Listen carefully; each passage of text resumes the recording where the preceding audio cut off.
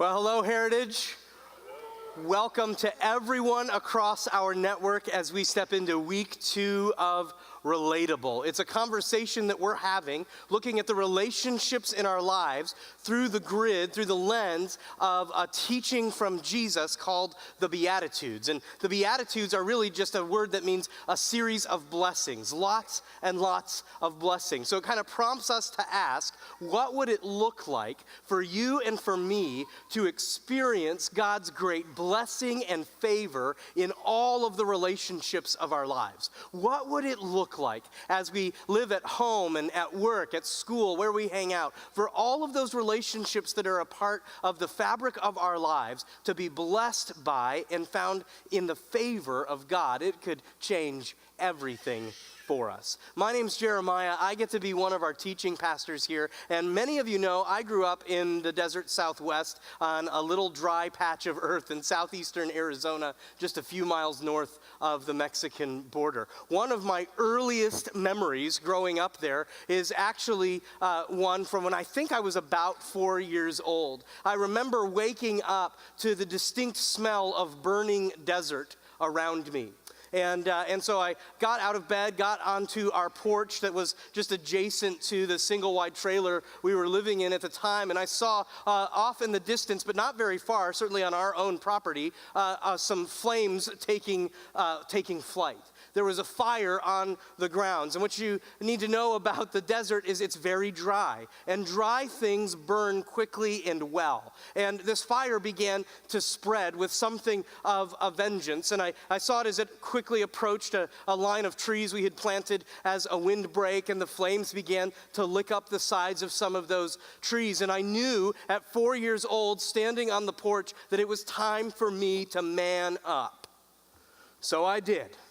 I ran inside and I found the toy firefighter helmet that I had received earlier, put that puppy right on, and what someone had decided to torture my parents with either a birthday or a Christmas gift that was a steering wheel kind of dashboard for a fire truck, complete with flashing light and siren, and a blue rubber hose with a nozzle attached to it. So I ran inside, grabbed the hat, grabbed the fire truck thing, ran back out to the porch, sat down, and I began to fight back the flames with the power of my imagination. You could not have convinced me that I wasn't doing anything. I was absolutely sold out to the idea that I was making a difference. More than that, somebody was going to write a news story about heroic 4-year-old Jeremiah coming to save the day with his plastic fire truck steering wheel and pretend fireman's helmet. It was going to make all the difference in the world, but you and I both know that I wasn't making any difference at all except maybe to increase the morale of the people around me, right? I wasn't making any difference at all. Thankfully, one of the adults had thought to call emergency services, but it took a little while for the fire department to come because we were living in a really rural area, so it took a few minutes for them to get there. Once they got there, we kind of breathed a sigh of relief as the brush truck went out toward the fire and began to extinguish the flames. But that relief was short-lived because it only lasted a few minutes before the aged and decrepit brush truck broke down and itself started to be surrounded by the flames of this fire. Things went from bad to worse. I remember a relative over here, I'm pretty sure it was my grandma, picking up a shovel and beating back flames with a shovel. Another person grabbed a heavy rug and began to beat flames back with a rug. A couple others over here, well, they started to dig a fire line, a line that would remove some of the flame of the fire to keep it from approaching our buildings and our livestock and our homes. And the rest of us, myself included, got in on the adventure of filling these great big metal trash cans full of water and placing them on the back of my grandpa's old blue half-ton pickup truck. And then delivering those big buckets of water, dumping them out, trash can full by trash can full, trying, desperate to extinguish the flames. Everything was on the line. Everything. We could lose everything. With a shift of the wind and a lack of help, everything was on the line. Now I'm going to get back to the rest of that story. I know some of you are asking, did he survive? So we'll get back to that. But I think that's a really good picture for how many of us interact with the things in life and especially our relationships. When the fires of life come, and they come, we want to know if what we've built will last. We want to know if what we dream of can become a reality. And we want to know when the fires of life come, especially in the places of our relationship, are we going to make it? But more than that, how do we not just make it through the fires of life, but thrive in the life around us? Each of us asks that question in one way or another. And the reality is there are those of us who are fighting back the fires of life with our imagination. We're pretending to help, but we're not really contributing except maybe to build some morale. There are others of us who are digging deep and we're fighting with everything we have, but it feels like we just don't have the right tools or wherewithal to make a significant difference. And there are those of us who we even call in professionals to help from time to time, and still it feels like things can break down. And so we ask the question, how can we experience life and relationship that lasts, that withstands, that thrives, when it seems as though from time to time everything is against us as we try to do that? Well, you know, Jesus actually talked about relationship more than almost anything else. He talked about our relationship with God, connecting with God and with each other and with our purpose. It's a thread throughout his teaching, and that's a passion of us as Heritage, to create spaces where we can connect with God and each other and our purpose. We're going to be in Matthew chapter 5 today. I'll invite you to turn there. You can get there on your device, follow along using your sermon note guide. The scriptures are going to be up here on the platform with me as well. But before we get into Matthew chapter 5, by way of just a quick review, Jesus, leading up to this moment, has been healing vast crowds of people, one by one, touching people and helping them to experience healing and wholeness. And news about what Jesus is doing is spreading, so the crowds get bigger and bigger and bigger. And when the crowd reaches critical mass, Jesus sits down and begins to teach. And the first things that he utters out of these teaching moments are these series of blessings called the Beatitudes. Jesus has kind of proclaimed that he is bringing a new kingdom, a new kind of kingdom that will require a new kind of thinking and living in order to experience it. He's demonstrated in practical ways and in teaching that Jesus didn't just come to make things or people better, but to make everything new. And so it's in that context as he continues to proclaim blessing after blessing over his hearers. And in Matthew 5, verse 8, we bump into this one, where he says, "Blessed are the pure in heart, for they will see God." What a cool blessing. Jesus is saying if you're pure in heart, you will see God, not just in heaven after you die, but here and now. These people who are listening to him, and to us as well, we can see and encounter God in a very real way. In our relationships, in our day-to-day living, we can see and encounter God. The prerequisite for that is being pure in heart. So what does it mean to be pure in heart? I think as soon as we hear that, we have a bunch of different definitions some of us come to mind. We start to think of what that means, or I know what that means, so we're good. But just like the hearers in Jesus' day, we have multiple definitions. We have multiple things that come to mind for what it looks like to be pure in heart, keeping in mind that we use the term heart as kind of an emotional place. But for the hearers in Jesus' day, the heart was the space where your identity rested. It was kind of what defined life and everything around you. And so I think it's helpful to think through how those first hearers would have heard the term that Jesus uses as pure. Yes, they would have heard pure, but they also would have heard blessed are the clean in heart. Well, what does that mean, right? That's super helpful. Thank you very much. Okay, so what about this? They would have heard blessed are the holy in heart, for they will see God. This idea of holiness is one that is something completely set apart for the things of God, dedicated to him and him alone. That kind of makes a little bit of sense, but I also think they would have heard and understood this nuance. For us, it's that he was saying, blessed are the undivided in heart, for they will see God. You see, a divided heart is an impure heart. A divided heart is one that is chasing multiple priorities. Symptoms of a divided heart is a heart that gives itself away time and time again to other things and other people seeking purpose and identity and hope. A divided heart will lead us to a place where, on the one hand, on one day, we are completely sold out to the things of God and finding a greater purpose. And in the next moment, we find ourselves desiring and pursuing something so far away from what he would design and desire. That's what a divided heart can look like. A divided heart is one that causes us to experience warring desires. Divided hearts rise and fall based on the opinions of others. Divided hearts are never whole, but they long to be. You see, a divided heart makes decisions based on what it thinks will make it whole. And it brings us to an important truth for us to look at today. This is another one of those kind of key concepts that will inform how we read the verse we just looked at, but also the rest of our conversation and even the rest of our journey through this series. This is one of those key truths that's true whether you're a follower of Jesus or not. It's just part of our condition. It's part of who we are.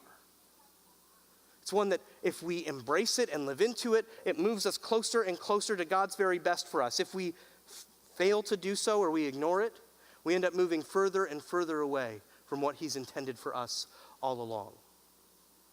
So it's this. It's the next fill-in in your outline if you're following along. It's that we are incomplete without relationship. Now, I want to pause there for a second. We know this. We get the first part of this statement. We are incomplete without relationship. There's something seated deep within us that desires connection and communion with other people. We know we are made for healthy relationship with others. We get that we are incomplete without relationship. We yearn to be made in a connected space. We long to find someone who gets us. We know that we're incomplete without relationship. We know it because even still, for some of us, we get to that lonely place that is so alone it hurts. And it hurts in a way that's hard to describe. We know this. We get this. We are incomplete without relationship. In fact, God is, as soon as he finishes creation and creates humanity, he observes man and he says, it is not good for man to be alone. We are incomplete without relationship. One of the wisest men who ever lived, a man named Solomon, was one day out observing the world around him, and he saw a very wealthy man off in the distance working and toiling. And he realized that that man was alone and he had no one to share the profits and fruit of his labor with. And this is how Solomon in Ecclesiastes chapter 4 processed that observation. He said, 2 are better than 1 because they have a good return for their labor. If either of them falls down, one can help the other up, but pity anyone who falls down and has no one to help them up. Also, if 2 lie down together, they will keep warm, but how can one keep warm alone? Though one may be overpowered, 2 can defend themselves. A cord of 3 strands is not quickly broken. You see, there's this strong sense that we are incomplete without relationship. We get this. But here's the twist. We're incomplete without relationship, but relationships will never make us whole. We're incomplete without relationship. We're made for it, but relationships will never make us whole. We have to understand this and get this and live it out. Because you see, when we have a divided heart, our divided heart will convince us that someone else can make us whole. And so we begin to pursue relationship after relationship after relationship, hoping that that other person, it could be our boyfriend or our girlfriend, it could be our spouse or our parents or our kids, and we're looking for them to somehow fill that void spot in our lives, that space where we recognize we're not quite whole. It's why so many of us get to a place in a healthy and good relationship where all of a sudden we find ourselves disillusioned, not just with the other person, but with the relationship itself, as though it's not delivering for us what we expected it to deliver all along. And it's because of this truth. We are incomplete without relationship, but relationships will never make us whole. And still, though, so many of us, we chase them and we chase them and we chase them. And we put impossible expectations on those around us to try and bring us to a place where we feel complete. You know, one of the challenges with this is that Jesus actually desires us to know this. He actually created a way for us to be made whole. In fact, another follower of his in the New Testament, a man named Paul, said this. He's talking to followers of Jesus, and he says, "So you also are complete through your union with Christ." Complete, you're made whole through your union with Jesus Christ, who is the head over every ruler and authority. It's as though he's saying Jesus is the only one worthy to be in charge of anything, and he's the only one who can make you whole. He's the only one who can do it. So here's the problem for us when we start looking to other people to make us whole. The moment we do that, we fall into the sin of idolatry because we are expecting a created person to do what only Creator God is capable of doing. He is the only one. Jesus is the only one who can make us whole. He's the only one worthy of being in charge of our lives. He's the only one. But what I love about Jesus is that he doesn't have to be convinced to bring us into that space of wholeness. That place where we are yearning to be made whole. That space where we are driven to try to find someone or something that will make us whole. Jesus sees it, he knows it, and he desires to step into it. That place where you are looking to know what it is to be made whole, to fill the void, and relationship after relationship has left you disillusioned, and so now you're chasing activity or addiction or something that moves you again further and further away from what you know and sense is God's very best for you. God's not okay with that. You see, Jesus came to bring this peace of God that brings wholeness and completion. It's what that new kingdom that he's talking about is all about. It's a peace that comes and brings us to wholeness and leads us into flourishing. He's the only one worthy of our heart. He's the only one worthy to lead us. But hear this, he does not have to be convinced to make you whole. You see, so many of us, we try to live in a way where we can prove ourselves worthy of God's love and grace. We try to convince God that we're ready to be made whole. Maybe if I treat this other person well, maybe if I experience this thing differently, maybe if I force myself a little bit more into being who I think I should be, then I can convince God to do what I need him to do. But you see, Jesus wants to do this. We don't have to convince him to do it.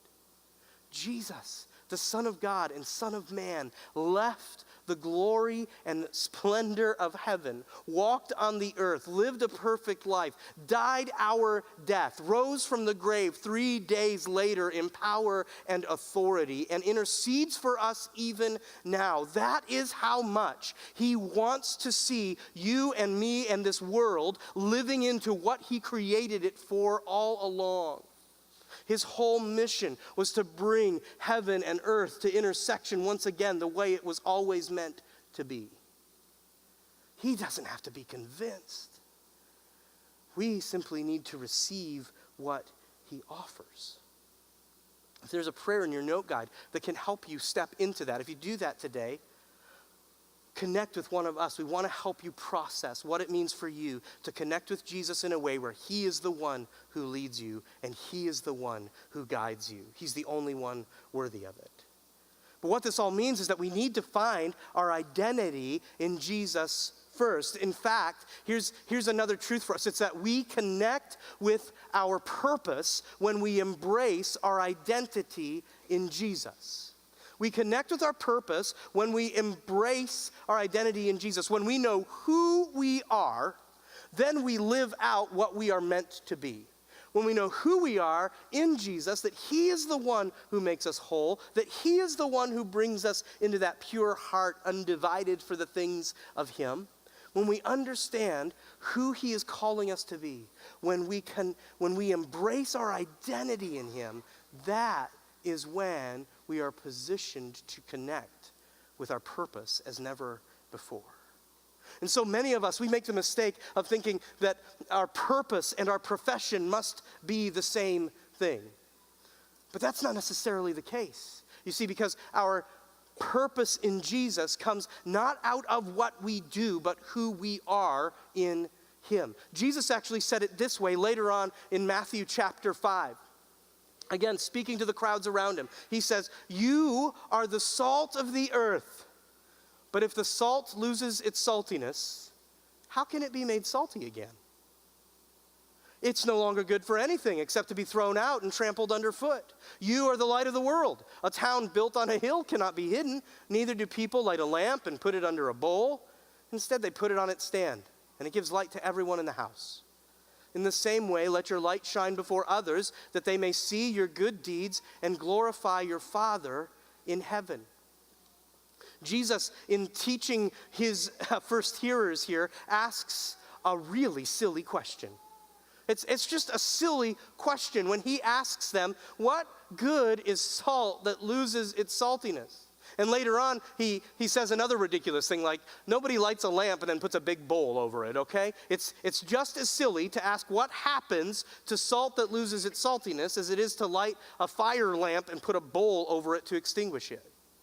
We don't do that. See, what he's getting at, I believe, is actually a question of our identity. You see, salt that loses its saltiness was never salt to begin with. Salt can't be unsaltified. Salt is salty. It's what it is. You don't have to convince salt to be salty. Salt doesn't have to look at the agenda of things and go, okay, how am I going to be salt today?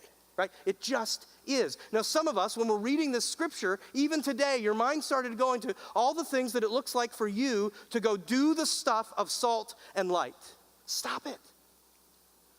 It's not a list of activities that's supposed to drive your agenda. It's a question of your identity and who Jesus is. In the same way that a lamp that is lit simply just automatically gives light wherever it shines and drives out the darkness.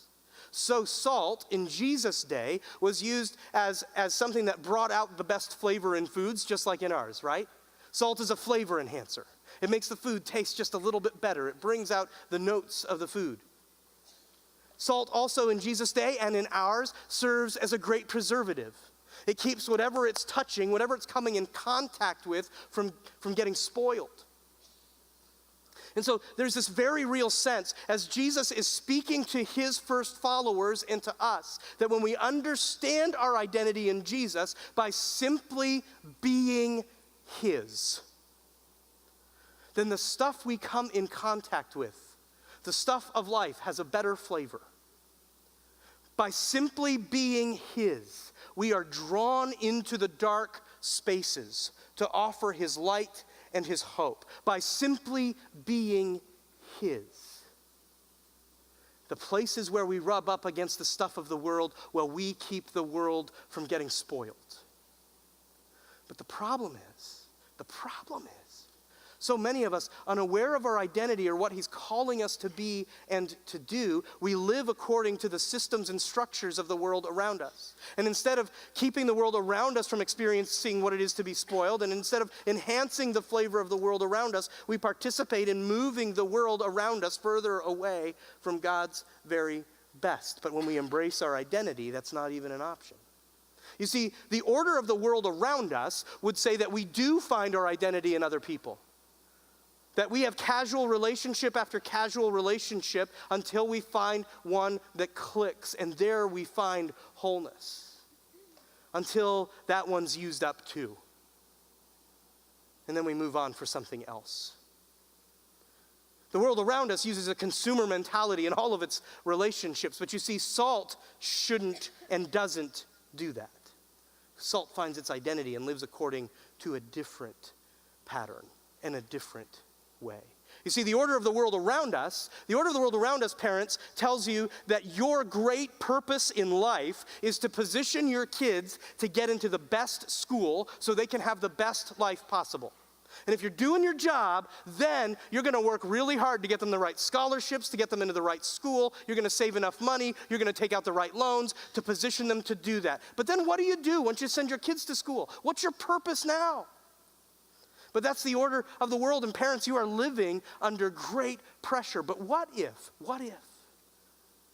as the salt of the earth and the light of the world, you said, no, my purpose as a follower of Jesus, as one transformed by him, is to lead my children in the way that they should go, is to position them to be passionate pursuers of Jesus, and there they will find their connection with him and others and purpose. It's a higher calling. It's a mightier calling, one that only Jesus can help you to fulfill. You see the difference between living as salt and not, living as light and not, but it's not something we have to try to do. It's who we are.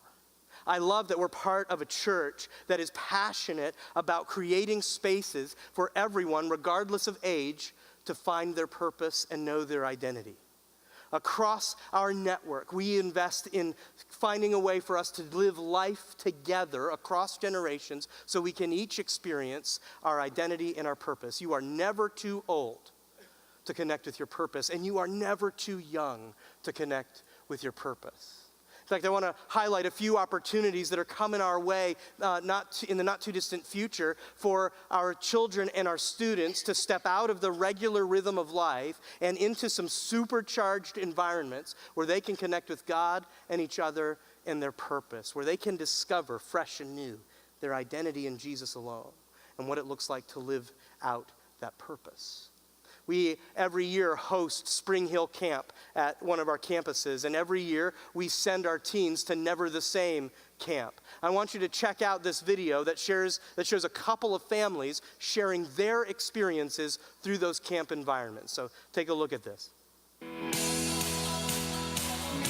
Well, we're really blessed in this community because we have a lot of options for fun summer activities for our kids, but I really wanted something that was going to have a lasting impact. And so Spring Hill provided the perfect opportunity for her to not only go and have fun and be active and involved with other kids, but also to really continue the message that she learns at Awana and at Go Kids and really begin to develop her faith.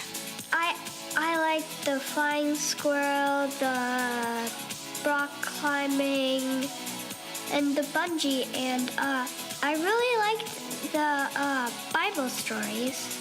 The counselors really invest their time into our kids and getting to know our kids, and they recognize different things in our kids that maybe we don't even know exist. During camp, I did feel close to God. I learned about him, and that made me, know him better. It's really helped in Avery's faith journey. Last summer, she actually got baptized in the river, and it was just such a wonderful experience, and I feel like her experience at Spring Hill really added to her faith journey and helped develop that interest. Zach Sandry, the youth pastor at the Benton North campus, was like, "Hey, there's camp, it's NTS," and I was like, "Well, what's that?" And so he explained it to me, and so I was like, "Yeah, I'll go, that sounds like fun." So I realized a few of my friends were going, and I was like, "Okay, yeah." So I signed up, and I went, and it was a blast. So at NTS camp, we have something called team comps, where you are assigned a color for the week, and you team up with another church and play games with one another and kind of just bond in that moment. And that's really a good experience. The memories that you make with your friends are long-lasting. I know a girl last year, and she actually came to Christ, and at the beginning of the week, she had no idea the concept of God or Christ. And by Wednesday or Thursday night, she fully accepted, and I thought that was amazing. As of Sunday, when we first got there, she didn't know, and on Thursday, she was a full believer, and that was really cool to see.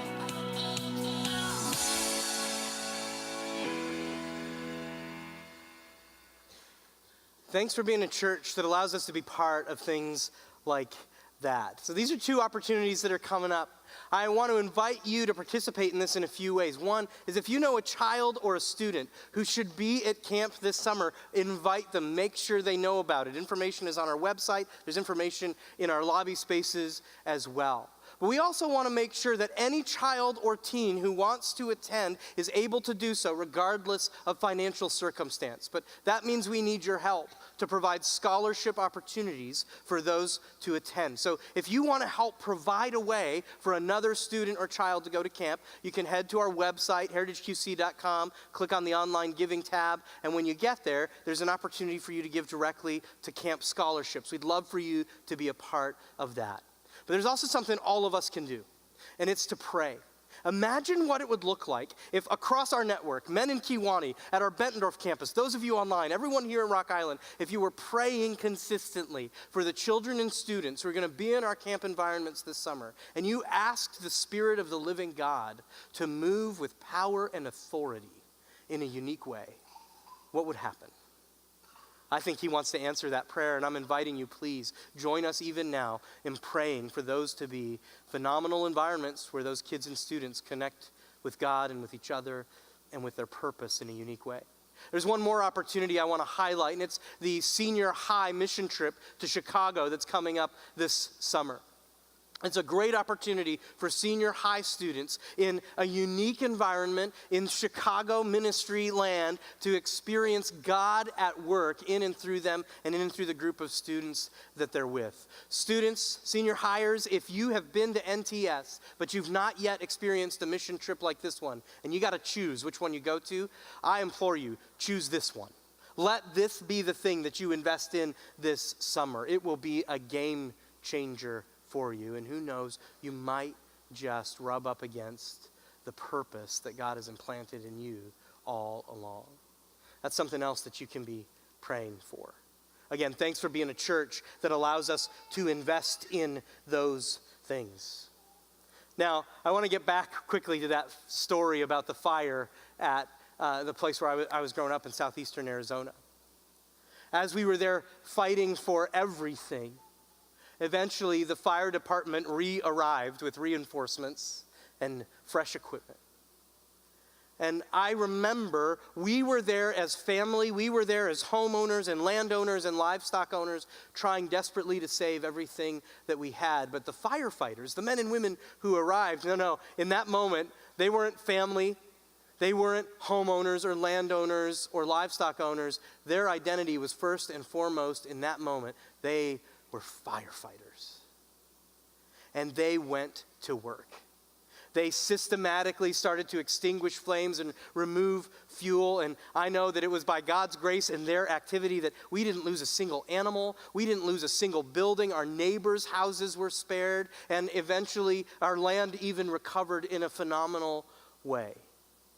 But it was them living out their purpose, out of their identity as firefighters, that brought rescue to us. Church, you and I have an opportunity to live into our identity, and out of that to offer rescue to the world around us, desperate for a different way. So what do we do with that? What do we do with it? I think we kind of every week ask this so what question. What do we do with it? And I think the answer is found for us in asking this question and asking the Holy Spirit to help us find it. It's, who are you unfairly looking to for wholeness? Who are you unfairly looking to for wholeness? Who do you need to release from the incredible pressure of trying to make you whole?